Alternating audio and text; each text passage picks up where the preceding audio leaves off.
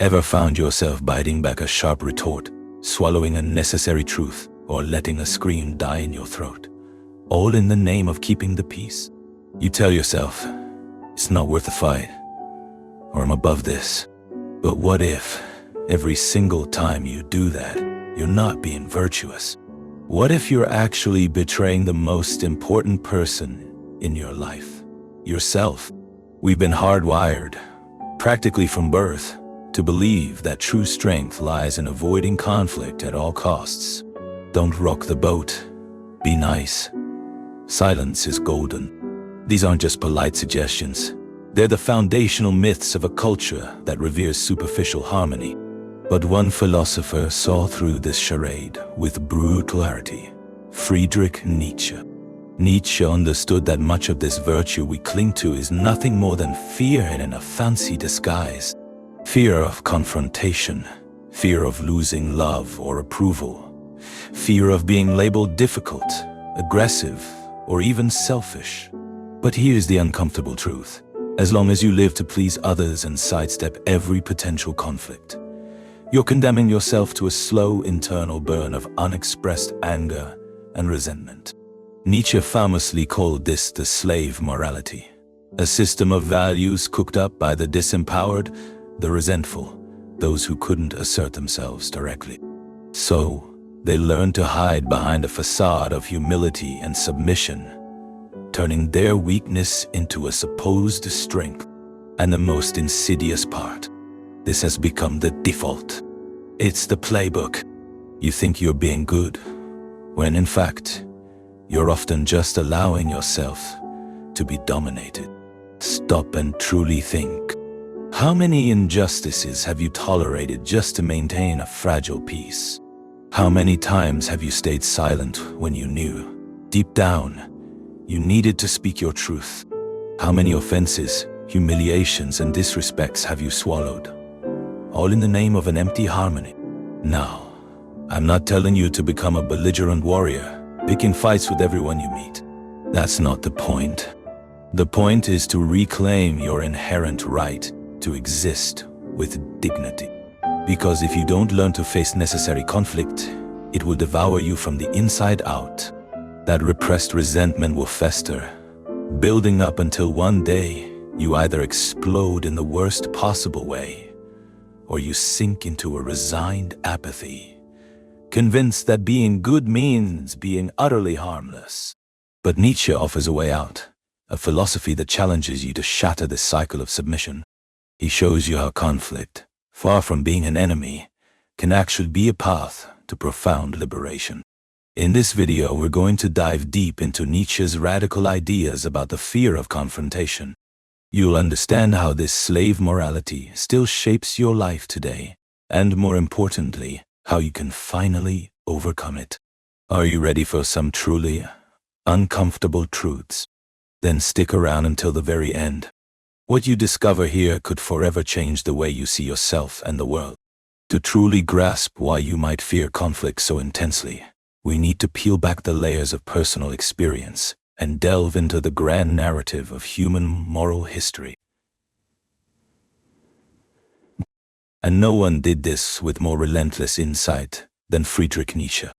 In his groundbreaking work on the genealogy of morals, Nietzsche reveals a brutal, often overlooked process. He argues that many of the values you hold today, the ones you judge as good, didn't spring from some noble spirit, but rather from impotence, resentment, and the desperate need of the weak to defend themselves against the strong. Imagine a primeval time where sheer strength was law. Noble, powerful individuals, the warriors, the leaders, didn't apologize for their will to power. They dominated, they set boundaries, they found their affirmation in the world through action. Their morality was active, affirmative. Good was simply that which reflected strength, courage, greatness, self-sufficiency. But then there were the others, the weak, the resentful, unable to win the game of raw power, lacking the physical or social strength to impose their will. They had only one resource left: to flip the entire game on its head. How? By engineering a completely new morality based on an inversion of values. What was once celebrated as good, strength, pride, courage, was now redefined as evil, as sin. And what was once seen as weakness, submission, obedience, humility, was elevated to the status of a sacred virtue. This wasn't born out of a genuine desire for goodness, but out of necessity, out of a desperate act of survival for the weak. Nietzsche named this revolutionary concept the slave morality. It's a morality born not from vibrant, life-affirming instinct, but from the denial of life itself. It's a value system that glorifies retreat, renunciation, and passivity, presenting them as superior choices, when in fact, they are often unconscious defenses against the inability to act, to truly assert oneself. And you might think this is all ancient history, dusty philosophy. But it's not. This slave morality is terrifyingly alive. It permeates the education you received. It's woven into the very phrases you heard since childhood. Don't talk back. Don't argue. Just be nice. Don't make trouble. From an early age, you were conditioned to associate confrontation with evil and submission with virtue. Every time you remain silent, every time you bow your head, every time you deliberately avoid conflict to maintain the appearance of harmony, you are, whether you realize it or not, being governed by this deeply ingrained slave morality. But pay close attention. This doesn't mean you are inherently weak or submissive. What it does mean is that you were taught to believe that being strong, asserting your will, setting boundaries, all of this would be wrong, would make you a bad person. You were indoctrinated to believe that being good is synonymous with being harmless. The result? A pervasive psychological pattern that traps millions of people. A crippling fear of confrontation. A paralysis when it comes to taking a stand. A deep-seated aversion to claiming your own power. You convince yourself that you're mature by avoiding conflicts, when in reality, it's often raw fear that paralyzes you. And the more you flee, the stronger the slave morality's grip becomes within you. But there's another insidious poison in this process. Because the anger you repress doesn't simply vanish. It ferments inside you, transforming into something far more toxic. Resentment.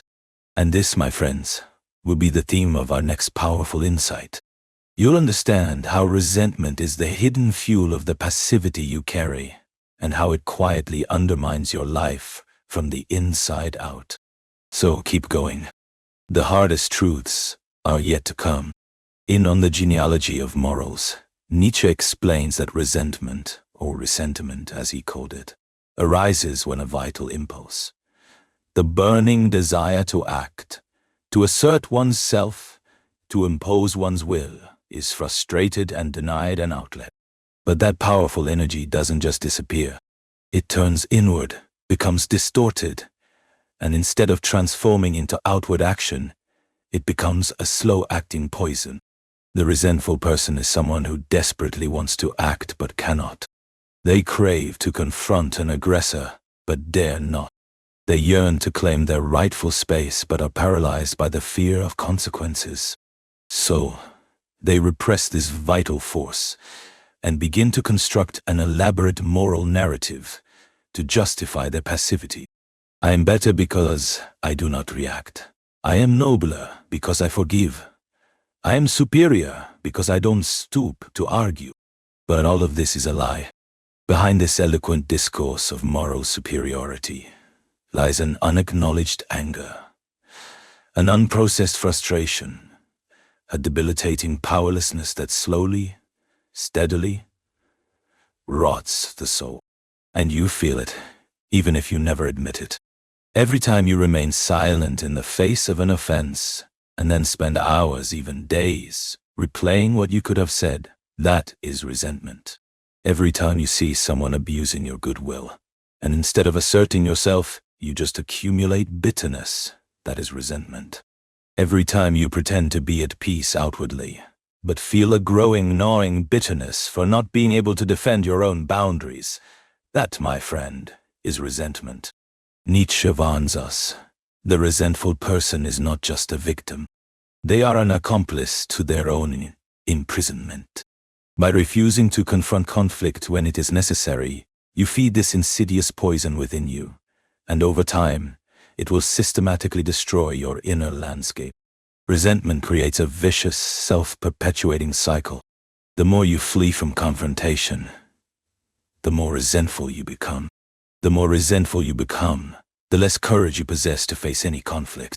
And thus, you sink slowly, inevitably, into a state of chronic bitterness and self-pity.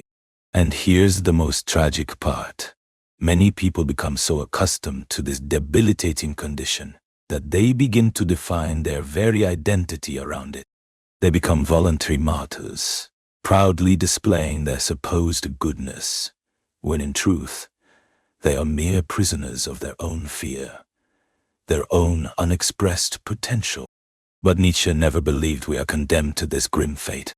He pointed to a radical way out, a path of profound, liberating transformation. And it involves cultivating what he called the will to power, the innate ability to assert your existence without shame, without guilt, without fear. This is what we will unveil in the next section. You'll discover how to reclaim this potent, vital force and shatter, once and for all, the pattern of submission.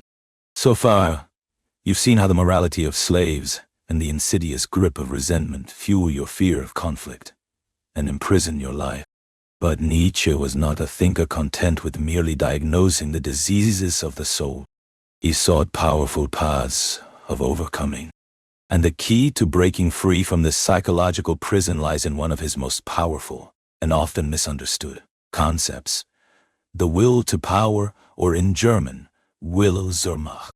This concept has been grossly misconstrued throughout history, often reduced to a crude desire for domination over others. That's a profound error. When Nietzsche speaks of the will to power, he's talking about something much, much deeper. The fundamental driving impulse of all life itself. Everything that lives, from the smallest seed to the grandest galaxy, strives to expand, to assert itself. This is the will to power. It's the raw impulse that drives a seed to break through the earth, a cub to explore its world, a human being to create, to conquer new challenges, to transcend previous versions of themselves. But the slave morality actively tries to suffocate this powerful will. It whispers, don't assert your desire, don't stand out, don't confront, don't be dangerous. It wants you to shrink, to conform to a small, harmless, easily controllable existence. When you repress your will to power, it doesn't just disappear, corrupts. It turns against you. And that's when resentment, passivity, and self-pity creep in, becoming the twisted shadows of your unexpressed potential. Recovering your will to power means fearlessly reconnecting with that vital, authentic force you were taught to fear. It means abandoning the crippling illusion that virtue somehow lies in submission. It means boldly accepting that life itself is inherently full of conflict, and that conscious, intentional confrontation is not an act of gratuitous violence, but an act of profound self-affirmation. So, how do you do this? First, by recognizing, with unflinching honesty, that the fear of conflict is not a virtue you possess. It is a vice you inherited, and now it's time to consciously overcome it.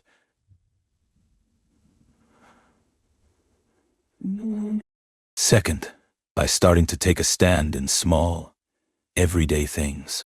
Learn to say no. Learn to set clear, firm boundaries. Reclaim your fundamental right to exist fully, authentically. Third, by cultivating the fierce courage to face the inevitable conflicts of life with both awareness and presence. Not to destroy the other, not to dominate, but to truly assert yourself in the world, to define your own space, your own truth. The will to power isn't about oppressing others. It's about consciously ceasing to be oppressed.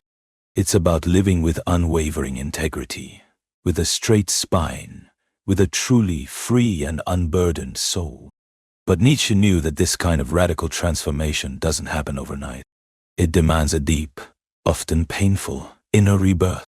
And to explain this complex process, he gifted us one of the most brilliant and enduring metaphors in all of philosophy: the metamorphosis of the spirit, from the camel to the lion, and from the lion to the child. This is what we will unravel in the next part. You'll discover how to stop being the camel that stoically carries the unbearable burden of submission, to become the roaring lion that conquers its own freedom, and finally, the innocent child that joyfully creates entirely new value. Let's continue. If what you're hearing resonates with you, you'll find real practical value in my ebook, Beyond the Shadow. It breaks down Jung's core ideas of the unconscious and the shadow, giving you powerful tools to understand yourself and your hidden conflicts more deeply. The link is in the pinned comment below. Nietzsche not only revealed to us the hidden poisons of slave morality and resentment, but he also left us a symbolic roadmap for the profound inner transformation each of us must undertake if we truly want to break these chains. In his masterpiece, Thus Spoke Zarathustra, he describes the three metamorphoses of the spirit: the camel, the lion, and the child. This isn't just a clever metaphor. It's an existential blueprint, a clear path to liberation. Let's begin with the camel. The camel is the spirit that carries burdens. It meekly bends its back under the crushing weight of others' expectations, suffocating social norms and the moral obligations imposed by a culture that glorifies passivity. You must be obedient. You must be humble. You must swallow your anger. You must avoid confrontation. The camel accepts everything, often with a sense of grim duty. It is strong in its ability to endure. But this strength is sterile. It's the strength of resignation, not of true creation. And to make matters worse, the camel often takes perverse pride in its own suffering. The more it submits, the more it believes it is virtuous. This is the stage in which most people live, and perhaps, just perhaps, you recognize yourself in it. But Nietzsche doesn't leave us there. There comes a pivotal moment when the spirit of the camel rebels. It can no longer bear the suffocating weight of the lies it carries. It hungers for freedom. It yearns to assert itself. And for that, it needs to undergo a radical transformation. It needs to become a lion. The lion is the majestic figure of the spirit that learns to roar. No. No to external impositions. No to the insidious slave morality. No to the societal roles that diminish its true potential. The lion is the powerful embodiment of the awakened will to power, raw and untamed. But understand this: the lion doesn't seek to destroy for the sake of destruction. Its struggle is for space, an inner territory where it can exist authentically on its own terms. To conquer this sacred inner space, the lion must face the greatest of all dragon. The dragon of thou shalt. This dragon gleams with 1,000 scales, and on each scale is written a suffocating commandment. Thou shalt be meek, thou shalt be submissive, thou shalt avoid conflict. To bring down this ancient, formidable beast requires immense courage. You will have to face disapproving looks, sharp criticism, outright rejection. You will have to grapple with the deep-seated guilt that has been internalized since childhood.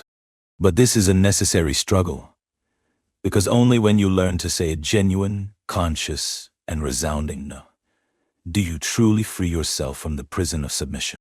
And then comes the final metamorphosis, the child. The child is the reborn spirit, light and free from the suffocating weight of the camel, free from the defensive, reactive need of the lion. Now, the spirit is purely creative. It no longer lives by reacting to external forces, but by creating its own vibrant reality. It creates its own values. It joyfully chooses where to submit and where to rebel. It lives lightly, authentically, with an infectious joy and curiosity. It is at this exhilarating stage that conflict ceases to be a brutal battlefield and transforms into a fertile space for creation. You no longer seek to defeat the other, but to assert yourself according to who you truly are, to build something new from the clash of ideas and wills. This is the true rebirth that Nietzsche proposes. But to reach this radiant freedom, you need to first pass through the fire of confrontation. You need to cross the desert of rejection and doubt. You need to break, once and for all, with the paralyzing fear that keeps you chained. And this brings us to an essential question, perhaps the most vital of all. How do you truly discover who you are beneath all these suffocating layers of fear and submission? Nietzsche offers us a powerful, deeply personal answer in Esse Homo, the path of becoming who you are. This is what we will explore in the next, crucial part. You will understand why facing conflict is not just a step, but the crucial step in unearthing your true identity, and how this journey can fundamentally transform every single aspect of your life. Now that you've journeyed through the profound process of transformation, from camel to lion, from lion to child, it's time to grasp what is truly at stake here. Nietzsche challenges us with one of the deepest and most provocative ideas in his entire philosophy: becoming who you are. In Esse Homo, he frames this formula as both an urgent invitation and a stark warning, because becoming who you are is not a natural, spontaneous, or automatic process. On the contrary, it is a relentless struggle. And the very first battle you absolutely need to win is precisely against the fear of conflict. Have you ever truly stopped to consider how much of your life you live for others? How many times have you chosen the path that would please your parents, your partner, your friends, your boss, even if that wasn't what you genuinely wanted for yourself? How many times have you swallowed your truth just to avoid discomfort, to keep the peace? Nietzsche reveals that this is the most insidious trap of existence. Most people never truly become who they are. They spend their entire lives playing roles, wearing masks, constantly adjusting to expectations, desperately trying to be what they believe they should be. But there's a brutal, unspoken price for this false harmony. Each time you suppress your true will, a part of you dies. Each time you avoid an important, necessary conflict, your identity dilutes a little more. Each time you say yes, when every fiber of your being wanted to scream no, you move further and further away from the radiant, authentic self you truly are. Nietzsche understood that the fear of conflict isn't just a behavioral problem. It is a fundamental existential obstacle, because conflict is the very crucible where identity is forged.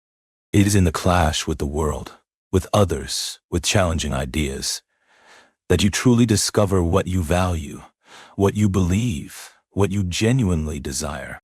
Without conflict, there is no self-knowledge. Without self-knowledge, there is no authenticity. Without authenticity, there is no full, vibrant life, only an empty, pre-scripted play. Therefore, becoming who you are absolutely requires the courage to face necessary confrontation, saying no to others' expectations, saying no to the restrictive roles imposed upon you, saying no to your own deep-seated tendency to adapt and appease in exchange for superficial acceptance. But there's more. Nietzsche reminds us that this path is profoundly individual. There is no ready-made model for who you should become. There is no universal morality that you must blindly follow. You must, with fierce determination, create your own path, forge your own values, define your own unique way of living. And that, he admits, is terrifying, because without the comforting rules of the herd, you are, at first, utterly alone. And at first, it hurts. You lose the applause of the crowd. You lose the illusion of security. But in exchange, you gain something infinitely more valuable: The breathtaking possibility of living with absolute, unyielding integrity. Each conflict faced with genuine awareness is a vital step on this path. Each boundary imposed with clarity is a powerful act of affirmation. Each time you speak your truth, even trembling, even with fear, you take a profound step toward your truest self. Nietzsche doesn't promise us comfort. He promises us the chance to live as authentic, self-created individuals. And that, he insists, is worth more than any fleeting social approval. But for that to happen, it is absolutely necessary to accept one deeply uncomfortable fact. Silence in the face of injustice, in the face of abuse, in the face of oppression is not virtue. It is complicity. And that, my friends, is what we will unflinchingly address in the final powerful part of this video. You will understand why the silence, which you may have carefully cultivated as a sign of kindness, actually feeds everything that oppresses you, and how to finally break once and for all with this destructive cycle.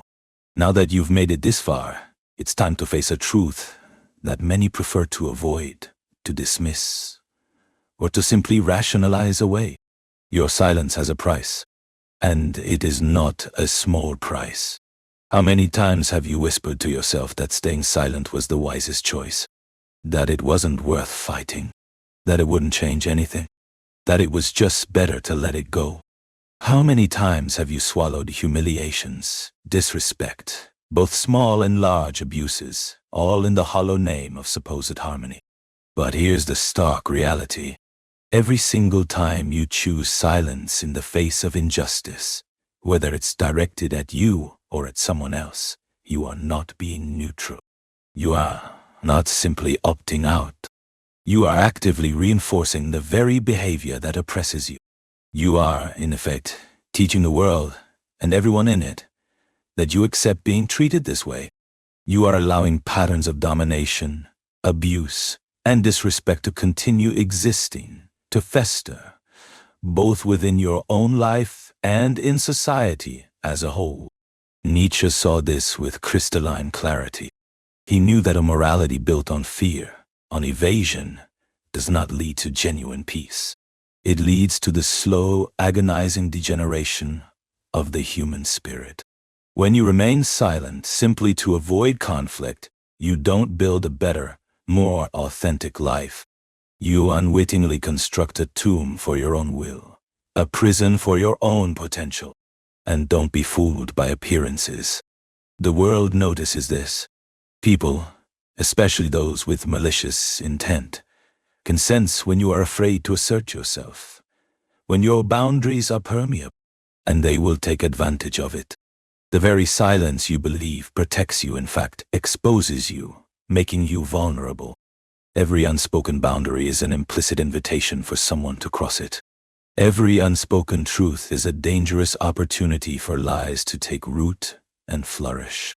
Nietzsche teaches us that an authentic, self-created life demands courage. And courage, remember, is not the absence of fear. It is the unwavering willingness to act, to speak, to stand firm, even when fear is undeniably present. Conflict, when necessary, is not a problem to be avoided. It is a sacred field where your integrity asserts itself. It is where you show yourself, and the entire world, that you have a backbone, that you possess unshakable values, that you have non-negotiable limits. So, the next time that familiar impulse to stay silent arises, ask yourself, with brutal honesty, am I truly being wise, or am I just being cowardly? This single question, if asked and answered with integrity, has the power to fundamentally alter the course of your life. And remember, becoming who you are does not happen in complacent silence. It happens in the courageous affirmation of your own existence, in the necessary confrontation, in the inevitable, challenging conflict. You are not made to be an eternal camel, endlessly carrying the burdens of others. You have within you the dormant power of the lion and the boundless creativity of the child. You possess the inherent strength to say no when it matters, and the beautiful creativity to build a life that is truly, uniquely yours. But this demands action, and it demands that you start now. If this video spoke to you, if any part of it resonated deep within your soul, I want you to do one thing. Comment down below, right now. Say, I choose to no longer remain silent. Write that down, because putting this powerful decision into words is already a crucial first step to making it real, to etching it into your reality. And please, don't stop here. Continue this journey of profound self-discovery. The next video is just as vital as this one. It will help you deepen this transformative process you've courageously started. I'll see you there.